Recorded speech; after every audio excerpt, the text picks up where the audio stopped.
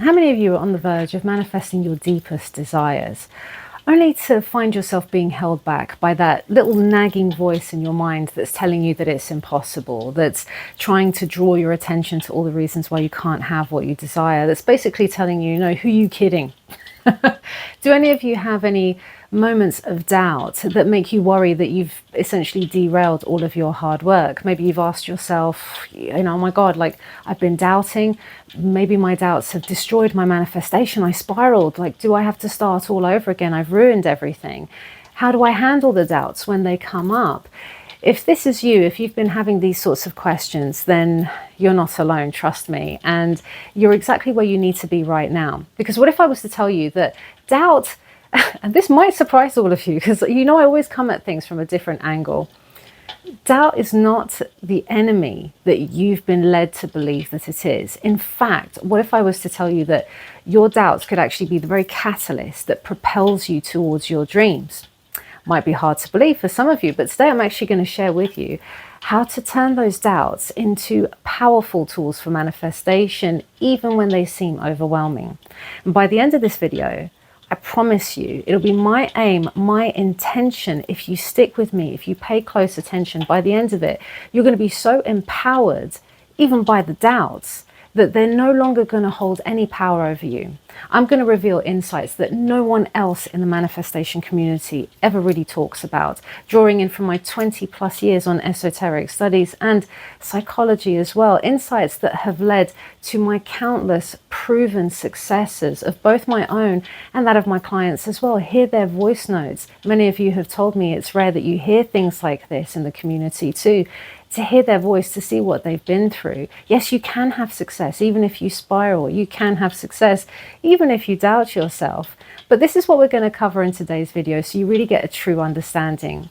We're going to reframe the doubts, and we're going to learn how to transform doubt into a stumbling block, into a stepping stone for your success. We're going to discover how doubts can actually help you to clarify your desires and to strengthen your resolve. Unbelievable, I know, right? We're going to look into the fact that, well, do doubts really ruin your manifestation? We're going to uncover the truth about whether doubts truly have the power to derail your dreams, and if so, how to prevent that from happening. And I'm going to give you some empowering practices to help you to harness the power of doubt and to turn it into unwavering faith. So we're going to explore insights from psychology, neuroscience. We're going to delve into the teachings from Neville Goddard, Hermetic philosophy, and even the Kabbalah to help you have a holistic understanding. And that's why I say to you, I promise by the end of it, you're not going to look at your doubts the same way. You're not going to be overwhelmed by them in the same way. Do you hear me? That's my intention. Because in a world where it just seems like everyone is effortlessly manifesting their dream lives, right? And it's easy to feel like doubts are the enemy in situations like that. You feel like they're sabotaging your every step. But if I was to tell you that doubts are not actually the villain in your story, in fact, they might be the unexpected allies that you didn't even realize that you had. And I'm going to share with you my own personal successes, which I always do because, like I say, over 20 plus years in this, I've experienced a lot. This is how I can teach you in such depth and detail that no one else does, because essentially I've manifested things that I thought would be impossible by, worldly standards. Even when I had loads of doubt swirling in my mind. So trust me, I've got some really juicy gems in this video, and I'm going to just chuck them your way. The whole video actually is going to be filled to the brim with juicy gems, so you better get ready to jot them down in the comments section or get your notepad out, because I want you to start grabbing them like you're David Bowie in Labyrinth, grabbing babies to turn into goblins, minus the tights, unless you've got tights. Pantyhose for my American friends. Did anyone else enjoy Labyrinth and David Bowie? I was just like watching that the other day, and I was like, oh, nostalgia. I'm going back to the nostalgia. Anyway, using the science and the ancient wisdom and the practical steps that prove that essentially you don't need unwavering belief to create the desire that you wish. Okay, so whether you're a seasoned manifestor or whether you're someone who's just stumbled on this video accidentally, wondering who is this crazy British bird who is just talking about labyrinth and doubts and science. Welcome, by the way, if you are new, I'm Athena Raven, and yes, we're always hanging out on a Friday just to explore things into depth, into the depths, the deepest, furthest depths that you've ever known. Because, like I say, I promise by the time you're done, and that's my intention with all my videos, is that all of you get success. I've been more propelled now to create videos that give you so much information that really is no place for you to go wrong here. So are you ready? Are you ready? We're going to turn the impossible into I am possible. Well, we're going to dive in now. So sit back, relax, grab yourself a hot drink. What's everyone having today? Back on the rooibos tea. And I love this stuff. It's so nice. It's got such a unique flavor. I recommend. Does anyone know what I'm talking about? Rooibos? So anyway, I'm going to start off as I always do, sharing with you from my personal experience. Again, I was drawn to do this video because I had so many clients come to me with fears and worries regarding their doubts. And again, I'm going to address some of the main misconceptions and myths that have gone around in the community that I think has gotten many people extra worried, extra heightened anxiety when it comes to your doubts. But I mean, I don't even know which story to share. Like I say, there are so many personal successes in my journey, but there was one in particular that came to mind that I think I might share with you. So chill with me. Friday story time. Now, I was working, as many of you already know, if you followed me for a while, I was working at a bank. I was temping through an agency at the time. I wasn't really earning much money. I was doing so much in the way of work, and I was working in a department that was full of freelancers. So as a sort of finance analyst, I suppose was my role, although they called it admin assistant, anything that they could do to downplay it basically so they can pay you less. But anyway, I'm dealing with everyone's finances, and I noticed that the freelancers in the department, because we were sort of a media department within the bank, they were earning fantastic money, you know, a couple of hundred and stuff a day. Don't forget, we're going back quite a few years now, so it's all relative. But yeah, a couple of hundred a day. I was like, wow, imagine being on that kind of money, 250, 300 for a day's work as a freelancer. And I thought to myself, that's what I want. Okay, I understand. They've studied how to film and how to edit and how to add animation and stuff. They've got specific skills. But by that point, I've developed enough of my own skill.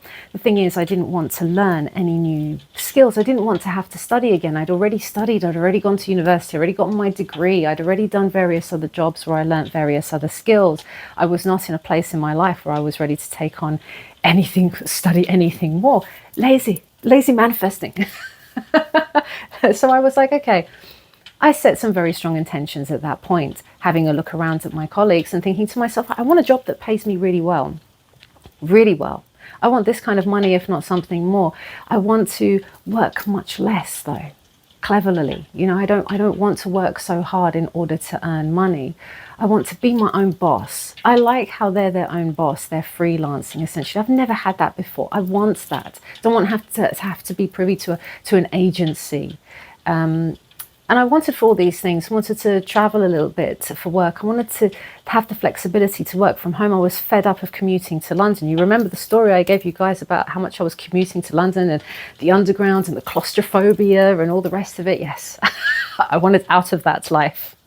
So I had all these set intentions anyway, and I was surrounded by naysayers, which of course gave me so much doubt. I'd set the intention with such clarity, such ferocity in my mind. I knew, because I knew the law and I knew what I was capable of. I had my heart set on this, but it didn't stop other people coming in and imposing their own fears. And that's what I say to you about naysayers and people who get in your way, even just concerned friends. They're not necessarily bullies or people trolling you. They could be concerned friends who are there telling you, no, you can't. And, oh, do you really want that SP back? And, you know, I've heard they've moved on, and anything that they can do to instill these fears into you. But don't forget, They're only projecting from their own world, their own doubts, their own fears. And it's up to you whether or not you take it as your own. And I chose to disregard a lot of the things that they were trying to instill in me, but it didn't mean that I didn't spiral, because I set that intention. I was there in that job for a couple of years, not knowing, like I said before about movement, my video about no movement, I didn't know that I had gotten a whole bank to reorganize itself, especially to create a job just for me, to tick off everything in my list. I didn't know that. And in the meantime, I had no physical movement. So yes, I was doubting as the months were progressing. I had people telling me no. Like there was one woman in particular seemed to relish the fact of telling me, yes, but if you want to do better, if you want a role like ours, you're going to have to learn how to edit. You're going to have to learn how to do these things, have a specific skill. And I was just like, no, I don't want that. I mean, she actually got me crying on a couple of occasions. That's how much she imposed and instilled her fears and limiting beliefs upon me. But I was like, I don't believe it, and I don't believe that I need to study and get more skills, and I don't believe that I have to work so hard to earn the kind of money that you guys are earning. I was working so hard, and I was earning at that point, I think I like 90 to 100 pounds even a day. You know, that was my sort of rate, which again wasn't horrific at the time, but I had higher intentions for myself. And so I doubted a lot. I cried on occasion, but there was something within me that still stayed true to that vision that I had. And then, of course, lo and behold, this opportunity comes up through a friend of mine. I didn't even look for it. And all the pieces of the puzzle fell perfectly together, whereby suddenly I found myself in that job that ticked all of my boxes, where I was traveling to and from Scotland, where I was meeting new people, where I was signed up as my own boss, my own company. I had to set up as my own company because I was a freelance consultant over there. I was earning over 4 times what I was earning at my previous job, and I was doing much less work. There were some days we didn't even do anything, where I was still in bed, just moving the mouse around and stuff, you know, being really chill about it all. So I ended up earning much more than those freelancers at the previous job. And they were in shock when they saw that. And guess what? I didn't have to study. I didn't need any new skills. I utilized the skills I already had.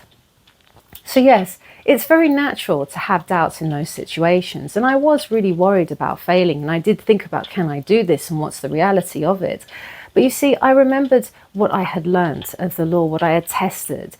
Look at other success stories around you, look at other people. You see, I remembered Neville Goddard's ladder experiment. How many of you have heard about this? For those of you who are unfamiliar with it, Neville had challenged all of his students to essentially imagine themselves climbing a ladder every night before they go to sleep. And the idea is that they would feel every rung underneath their hands and feet as they're climbing it. He instructed them as well, on top of that, to write notes and put it around the place, or to state to themselves, I will not climb a ladder, I will not climb a ladder.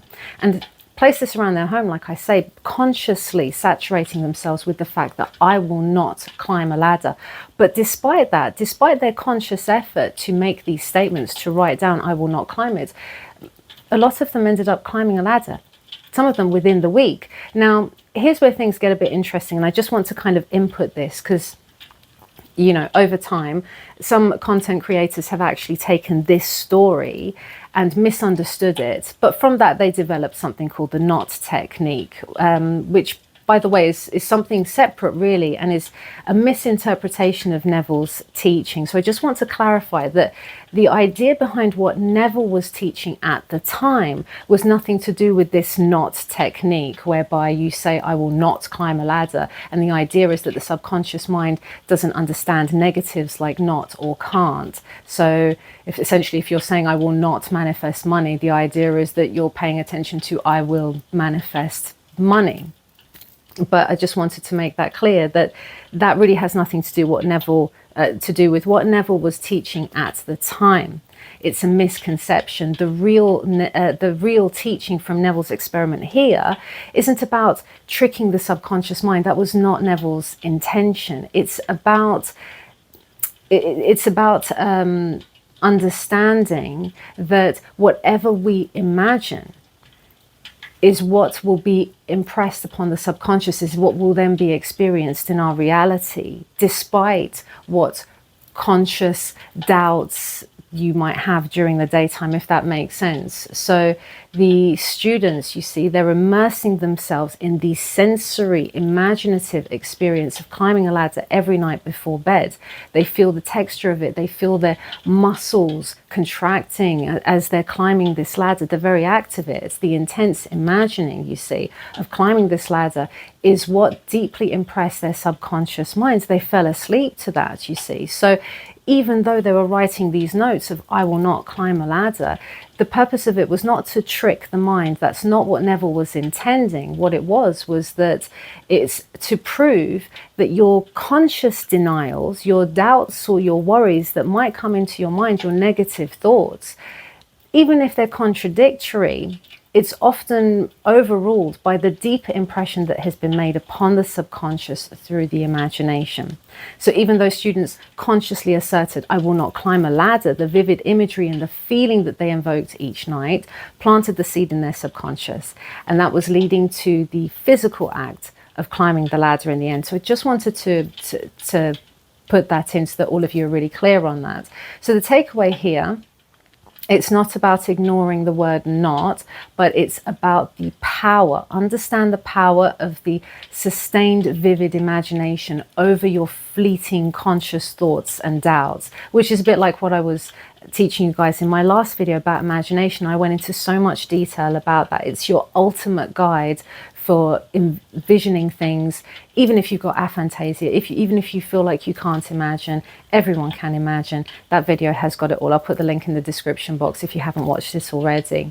So anyway, it was that story that was the game changer for me in my situation where I thought that everything was against me, where I thought, you know what, am I aiming too high? Like, how possible is it to get a job where you can work from home, where you can have all of these things, but not necessarily study for it or get extra skill for it or become specialized in something? Who's going to pay me that amount of money if I'm not going to be a specialist at, you know what I mean, right? So I understood at that point, based on Neville's teachings, that my doubts were not obstacles unless I allowed them to be. It wasn't about trying to trick my mind with clever wording. It was about consistently immersing myself in the feeling of my desired experience, which allows that to impress upon my subconscious mind and therefore manifest into my reality.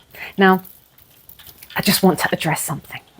Because many of you would have experienced this, and I find it a shame really that there are many gurus and content creators who are trying to teach their interpretations of the law, and unfortunately they're sort of projecting themselves as this like cool, calm, like, hey, I'm a guru, I'm a knowledge about the law. I'm this Zen-like being, essentially, who never had a doubt in their lives. Everything that they want, they've manifested effortlessly.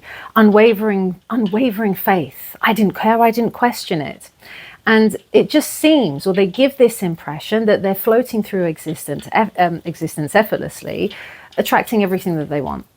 Making the rest of us wonder, oh, wow, well, what am I doing wrong? Like, why can't I do it like them? Or I need to be able to do it like the way that they're saying, with no doubts, unwavering faith, because that's what people have been telling me. That's what my clients and you guys have been telling me, that you're often told off if you don't have unwavering faith.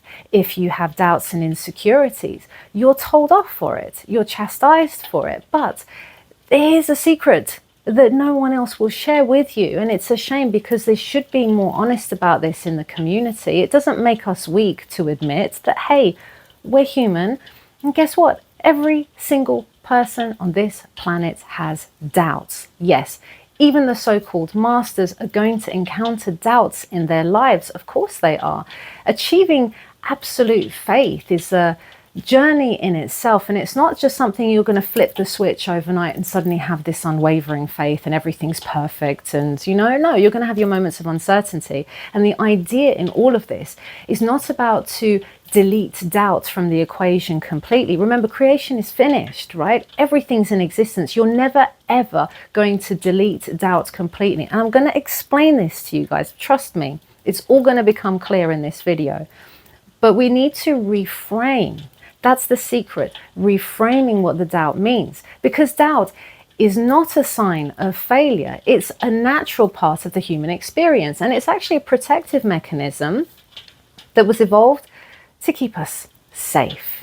That's right. So from a neuroscientific perspective, because you know I love to delve into the sciences of these as well.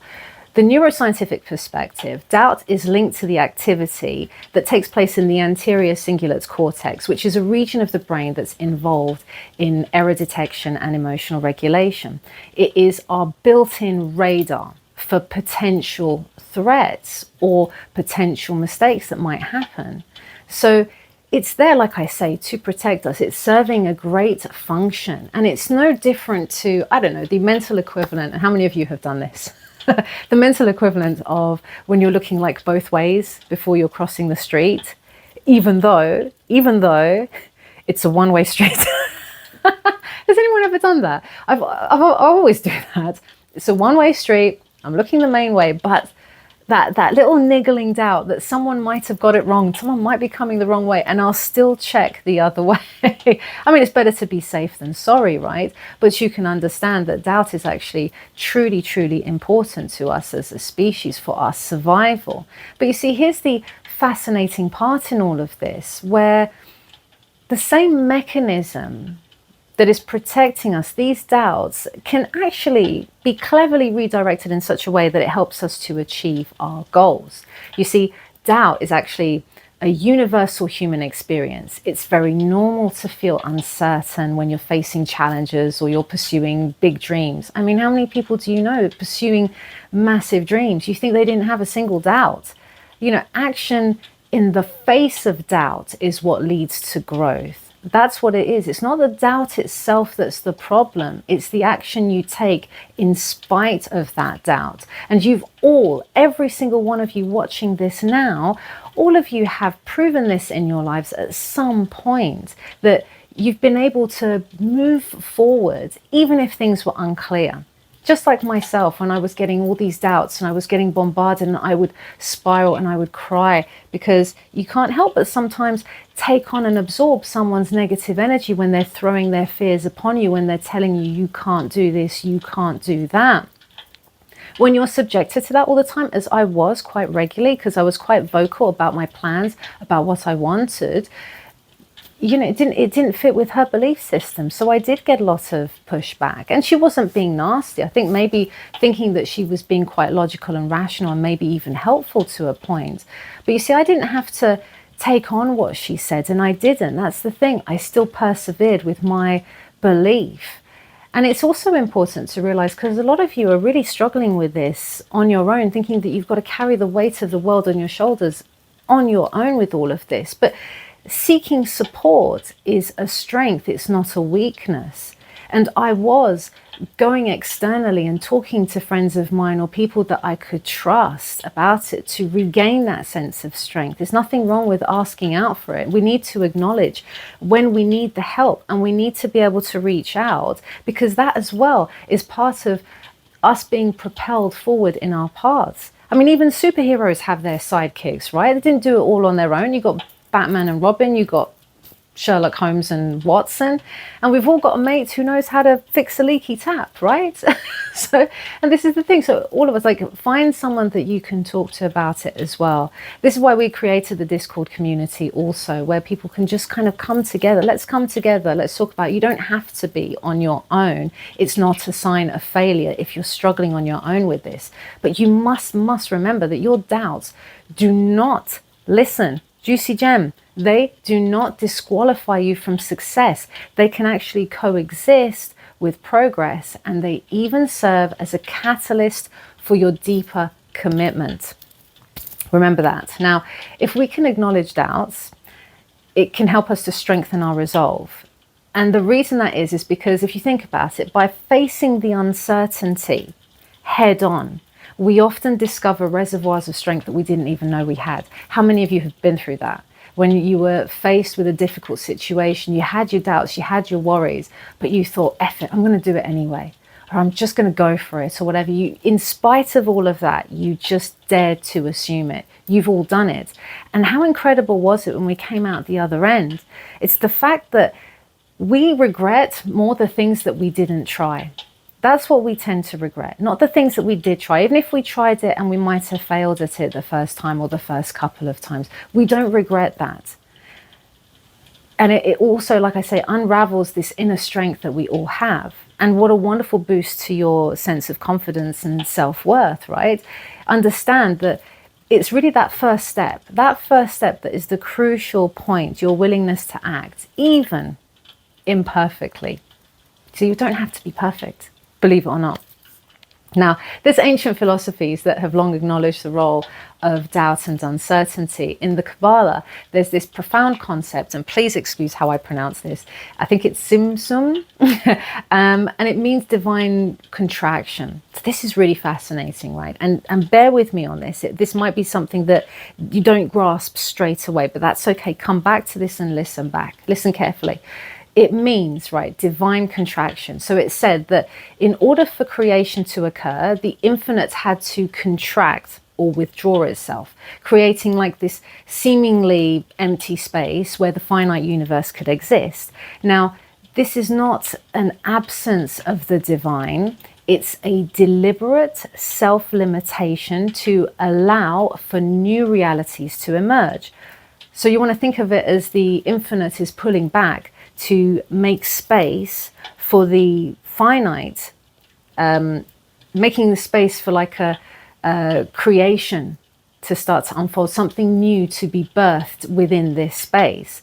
Now, you might be wondering, okay, if I get that concept, how does that relate to doubts? But think of it like this. So just as the divine contracted to create space for the universe, our doubts serve as a contraction of the old beliefs and certainties that we have. So when we experience doubt, we're often stepping back from previous notions of what we thought was possible. We start to question it. And this withdrawal from certainty, it's not a void for despair, but it's actually creating a really fertile ground whereby new possibilities can take root, because we start to doubt things, we start to question things, we might start to seek out new answers, new beliefs.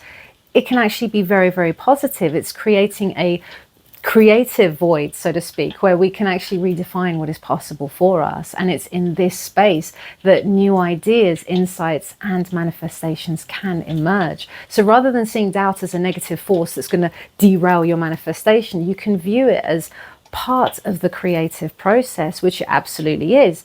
Similarly, in the realm of Zen Buddhism, there's a concept called Shoshin, which is essentially about the beginner's mind. And it's the idea of approaching life with this openness and this eagerness that a beginner would have, a beginner who is free from any preconceptions. So doubt starts to strip away at those rigid, tough beliefs, and it places us in that beginner's mindset, creating that fertile ground. So I start to question things a little bit, and then I become more receptive to new experiences and outcomes. Be like little children, right? And suspend, be open-minded.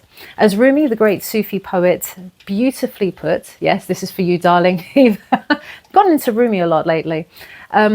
Sell your cleverness and buy bewilderment. Cleverness is mere opinion. Bewilderment is intuition. How beautiful is that? So he's encouraging us to embrace the uncertainty and the mystery, the space where the miracles of manifestation happen. And you do this by reframing your doubts as a form of spiritual or mental contraction. So we're acknowledging that these doubts are not obstacles, but they're stepping stones, and they help us to release the outdated beliefs and make new room for new realities to manifest. Think of it like you're pruning a tree, and you're cutting back the old branches. which are your doubts and old beliefs, right? It's allowing you to cut back these old branches, and we're allowing for new growth to flourish. So the tree doesn't die as a result of that. It actually becomes healthier and more vibrant. So embracing doubt is not necessarily about giving up on your desire. It's about creating necessary space for our desires to take root and to grow and to flourish. Now, this is really, really important. Like I say, not many people talk about this. You're still with me. I know that was quite deep set. Have another sip of your drink. And let's get cozy. So the principle of polarity. This stems from Hermetic philosophies, which I often refer back to. The 7 Hermetic principles that are essentially the guidelines for creation and understanding these laws in the first place. So it's a really profound concept that sheds light, the law of polarity, right? It actually sheds a lot of light on the relationship between our doubts and beliefs. Now, this could potentially be the game changer for you if you guys can wrap your head with this. And I know you can, because you're all incredibly intelligent, actually. And I love that about this community. So in Hermetic philosophy, there's a foundational concept, right? Principle of polarity, like I say. Everything is dual. Everything has poles. Everything has its pair of opposites. Like and unlike are the same. Opposites are identical in nature, but different in degree. This is a gem. Write it down, because I tell you what, that's something that is going to remind you of, that's going to help you essentially to keep it together during your bumpy bridges of events, right? Now, let me go into this a little bit more. This principle suggests that when things appear to be opposite, they're actually 2 extremes of the same thing. And they only vary in terms of degree. So for example, you've got hot and cold. They're both temperatures, but they differ in terms of degree. You've got love and hate. Both are emotions, but they're on opposite ends of the emotional spectrum.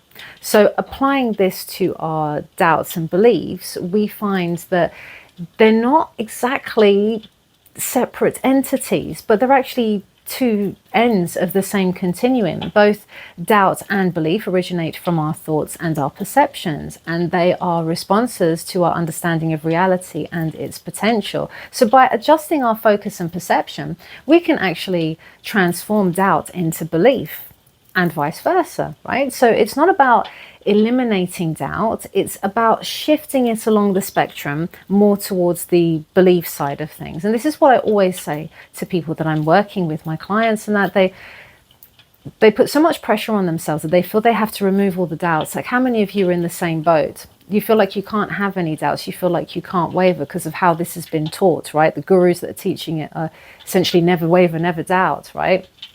But what I always say to you guys, and this is why clients of mine change their state so fast and so effortlessly, it's because my aim with them is not to eradicate doubt. How can you eradicate doubt when creation is finished? It makes no sense. So you see, in understanding what doubt actually is, and understanding that doubt and belief are part of the same scale, that actually empowers us to navigate our inner landscape much more effectively. You see, it's all about balance. Just as light cannot exist without darkness, our doubts help us to define and to give meaning to our beliefs. You can't have one without the other. And this can prompt us as well to question, to explore, to solidify what we truly desire and stand for. You know, it's a bit like needing both tea and biscuits. You know, you can have one without the other, but why would you want to? Life just wouldn't make sense if you just have tea without the biscuits. Showing the Brit in me, yes. I know. I thought, I had to think of something, and that was the first thing that just popped into my head to help to explain it, right? In order for it to make sense, they are paired together. Light wouldn't really be light as we understand it without the darkness. Does that make sense? That's why I always wonder when people say, well, if you're a great manifestor, why do bad things happen and stuff? It's not bad things. It's everything is neutral at different ends of the same coin, the same spectrum. You can't have one without the other. So you can't have belief without doubt. It's just that what we're looking to do is we're looking to diminish the doubt. It's always going to exist, it's always going to be there, but it's diminished in favor of the strength of your belief. So accept, with this in mind, accept doubts and beliefs that you have. Accept it without judgment, because this acceptance is what creates the harmony within you, and it reduces the internal conflict and allows your energy to flow towards your manifestation. I mean, you always get spiritual nutters that are telling you, oh, you guys have doubts. You've ruined your manifestation. You're not allowed to doubt. You've got to have unfavoring belief and all the rest of it. Like I say, doubt and faith are one in the same. And next time someone has a go at you, or you've got a coach or someone who's telling you off for doubting or whatever, tell them that. It's one in the same. Learn the Hermetic principles of polarity. Imagine doubt and belief, the two sides of the same coin. One cannot exist without the other. They are inseparable, and together they will form the whole of your experience. And when you flip a coin, both sides are always present, but it's just a matter of which side is facing up at that moment. Which side are you choosing to focus on more of? That's what it is. Similarly, you can choose to focus on a belief whilst acknowledging that doubt is part of the process. It's a bit like what we do in Britain all the time, right? I'm choosing to enjoy the sunshine, even though I know rain is forecast later. But I'm still going to choose to enjoy it because, we've got the sunshine, but we've got the rain as well. But I'm still choosing to focus on the sunshine and enjoy the sunshine in spite of that doubtfulness that it's going to rain. Does that make sense? So in the Kabbalion, there's a key, for those of you who don't know, the Kabbalion is a key Hermetic text. And it states, mind may be transmuted from state to state, degree to degree, condition to condition, pole to pole, vibration to vibration. You might want to jot that down. But this concept of mental transmutation teaches us that we have the power to change our mental state by consciously choosing to shift our state of being. That's what I was saying about which side of the coin are you focusing on. Turn your focus and attention to what it is that you want. And I also want to tackle another big myth, which I've touched upon a few times here. Those of you who are worried that you doubted, you spiraled, you ruined. I mean, how many times do I hear this? I ruined my manifestation because I doubted and spiraled. I need to start from scratch. Some of you really believe that you need to start from scratch because you ruined everything. You've been scripting and affirming like a mad person for the last 12 months. And suddenly you had like a week of doubting yourself and crying and spiraling. And oh my God, I need to start from scratch. Like, no, let me reassure you that is not the case. I want you to think of it like this whenever you do have a moment like that. Think of the fact that you're baking a cake. You've mixed in all the ingredients, i.e. I've set my intention, I've got my clarity, I know exactly what I want, right? I've embodied that, I've put the ingredients together, mixed up, put it in the oven. I might have some fleeting doubts. Fleeting doubts are pretty much the same as you now going to that oven and you're opening the oven door to check if it's done. That's what you can liken it to. You opening the oven door might let a little heat out. It's not going to undo all of the work that you have been putting in. Your cake will still bake. You just disregard the doubt, put the oven door back up, get back to doing what you're doing. And this is what will help too, because I like to come at it from the science and neuroscience point of view as well. You see, from a neuroscience perspective, our brains are wired through neuroplasticity. You would have heard this concept before. And it means that the brain is reshaping itself, strengthening these neural pathways that are based on that have been formed essentially from our consistent thoughts and beliefs, but shifting our attention, right? We're shaping ourselves. Imagining is reshaping the mind. So these pathways have been created by your persistence of your focused intention of your desire. So if you think about it, how will it suddenly rearrange itself simply because I'm having moments of doubts? It doesn't make sense. I would have to really have longer, prolonged, sustained negative thinking and whatnot to significantly alter these neural networks. So even it doesn't make sense scientifically to worry about doubts. Moreover, in the realm of quantum physics, I mean, there's a concept called the observer effect, which I know a lot of you have heard. This suggests that the very act of observation can influence the outcome of a quantum event. So whilst this is complex and it's often misunderstood, metaphorically it's illustrating that our attention and intention have tangible impact on our reality. So again, a fleeting doubt is not going to negate the dominant energy that you have been investing into your manifestation. As Neville Goddard said, this is a juicy gem, you might want to jot it.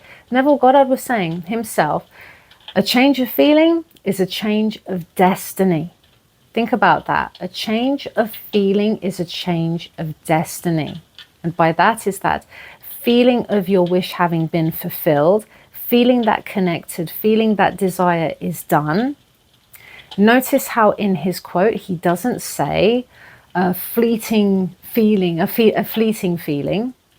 He says a change, a shift in your dominant state of being. That's what we're talking about, not the fleeting conscious thoughts and worries and negative thoughts and doubts that you might be having during the day. You know, this is, I go into this in more depth as well in my video about if you're worried about, you know, anxious thoughts and stuff manifesting, you'll get a lot more clarity in that as well. But occasional doubts, they're natural and they're part of the human experience. They don't have the power to erase your manifestation efforts unless you allow it to, unless you allow it to take over, unless I listened to my colleagues and thought, you know what, yeah, that's not possible, in which case my bridge would have still unfolded, my friend would have come to me with a job opportunity, and I would have doubted myself so much, I would not have taken the job. Or someone else would have got it over me, right? So remember, it's your predominant state of being that shapes your reality. If you generally maintain faith and focus, connection to your desired outcome, then a few clouds of doubt is really not going to have any impact. It might help you as well to think of what Florence Scovel Shinn had written. She said that every great work, every big accomplishment has been brought into manifestation through holding to the vision.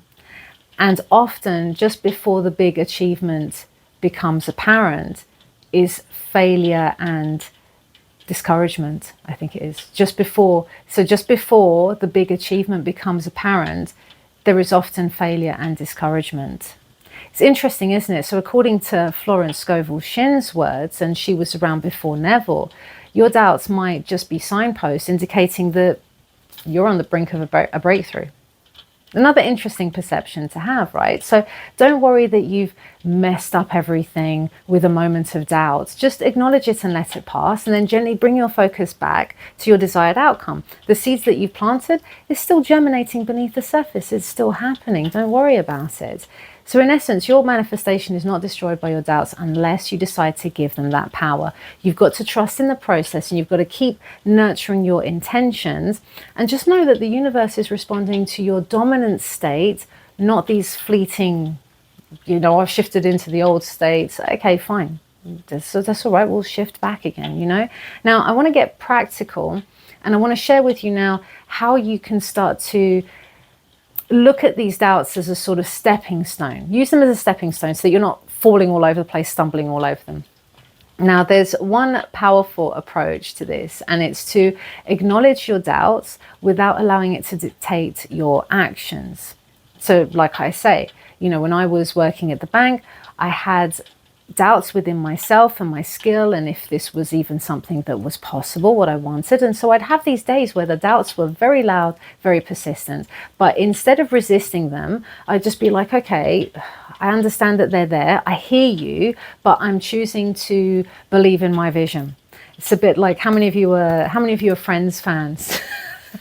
So it's kind of like we're accepting that Ross and Rachel were on a break. We're on a break, right? So yeah, we've accepted they're on a break, but we're still holding on to the vision that they're going to get back together. We've still got that intuitive feeling they're going to get back together. So I acknowledge, you know, it's on a break now, but I know that this is going to happen as well. It's kind of like you're a friend, I think we've all got that, a friend or a family member who's extremely worried about you taking a risk. You can appreciate their concern, but you're still going to be stubborn and follow your own path, right? So that's one way to handle the doubts.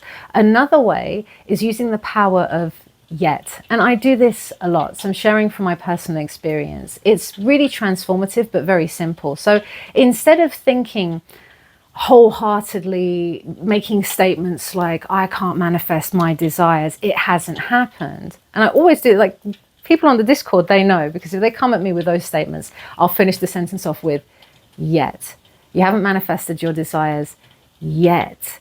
Because although this is a small word, it's like 3 letters, the amount of possibility that it keeps you open for, it keeps the doors of your dreams just ajar, you know, allowing enough faith for you to maybe persist with that necessary action if needed. Let's look at some evidence, actually, because I know a lot of you have said you really enjoy the evidence that I give out. And I've been checking out loads of scientific studies. And there's actually a study published in the Journal of Experimental Social Psychology. And they found that individuals who acknowledged, listen to this, individuals who acknowledged their self-doubts performed better than those who tried to suppress them. Just mull on that for a little bit. I mean, bizarre, right? Because it goes against what a lot of you have been taught by these, what can I call them? I don't know. If people are abusing you for having doubts, I can only call them nutters, really. But it goes against everyone's scared to have doubts or to voice that they have doubts in parts of the community, right? It's become that bad. No, you can actually acknowledge it. And those who did acknowledge it over suppression performed better. Participants in this challenge, right, in this study, what had happened was that they were divided into 2 groups before a challenging task. You had one group who was instructed to suppress their doubts, suppress the negative thoughts, right? And then you've got the other group that was encouraged to just acknowledge it. Just acknowledge that you're having the doubts and the negative thoughts. Acknowledge and accept it. Do you want to know what the results were? The results were that the group that acknowledged their doubts outperformed the suppression group significantly. It was not just by the skin of your teeth, significantly improved. So again, what does that tell you? Remember this, so that next time you're getting attacked by some nutter who's telling you not to doubt and you're an idiot or a moron for doubting, just quote this stuff back to them. I swear they'll have nothing to say in reaction. You see, this aligns perfectly just to back it up even more. I'm throwing it all at you here, right? In case there's still niggling doubts about doubts. Do you have doubts about doubts? Then this aligns with the principles of acceptance and commitment therapy, or ACT as it's known as. And this promotes psychological flexibility, which is accepting your thoughts and feelings without judgment while still remaining committed to the action. Because we understand in psychology that this is a protective mechanism. You're not going to get rid of it. And it's not about getting rid of it. It's about working with it. I accept you're there, thank you. And I'll carry on regardless. You see, history is filled with examples of people who achieved remarkable, amazing, miraculous for its time, all sorts of things, despite their doubts. Einstein had doubts, right? Thomas Edison, who I mentioned before, you know what he was saying about, I have not failed. I've just found 10,000 ways that won't work. I quoted that before in my previous video. I've just found 10,000 ways that won't work. It's not failure. Do you think, logically speaking, that he ever doubted himself during those 10,000 tries? Doubt was likely a constant companion, but the difference is that he didn't let it stop him. Remember, there's the Hermetic principle of cause and effect. Every cause has its effect, every effect has its cause. Remember that. Your choice to take action, even in the presence of doubt, is what sets into motion the cause that leads to your desired effect. Doubt is not your enemy. It's not your enemy. It's actually a very natural part of the journey, and it's a sign that you're pushing beyond your comfort zone into new territory. So that again is a positive, right? I'm stepping out of my comfort zone. That's why I'm feeling these doubts. The protective mechanism within my mind has kicked in. So I'm doing something right. And by embracing the doubt, I'm actually reclaiming my power. By continuing onwards and upwards in spite of the doubt, I'm showing myself my strength and my ability, and that's building more faith within myself as to what I can achieve. That's why I carried on setting intentions. I felt more confident each and every time, because it's like I'm not going to stop until I get that success. And so this is my challenge to all of you. You're still with me, you're still here on this. It's my little challenge to all of you. The next time a doubt pops up, don't push it away. Don't judge yourself. Don't give yourself a hard time about it. Just acknowledge it. Thank you, doubt, for your concern. But, you're not my concern, and I choose to move forward anyway. Give it a polite nod if you want to, like you would with that neighbor who always wants to talk to you when you're in a rush, and you want to be polite and you just want to acknowledge them. Hi. But you're still going to go anyway. You're not going to stop and talk, right? Yes, thank you, doubt. I acknowledge you, but I'm still going anyway. I'm still carrying on towards my desires. So I hope that makes sense, and has no doubt reframed for a lot of you the important role that doubt plays in your manifestation, the way that you can still gain success even in the face of doubt. I proved to you a situation that I thought at the time was absolutely impossible. I forgot to add as well that the time that I was putting out this intention was not a great time for jobs as well. I think, I can't remember if we were in a recession or coming out of recession. Like, it was a tough time. There wasn't many things going, and so it was just putting that caution to the wind and still daring to assume it anyway. I dared to assume it anyway. I dared to stick to the vision anyway. And I still got that success as to what some people would have thought was an impossible achievement in the logical, rational world, right? So if you found this helpful, guys, stay with this community by subscribing. Hit that bell notification as well, so you never miss a beat.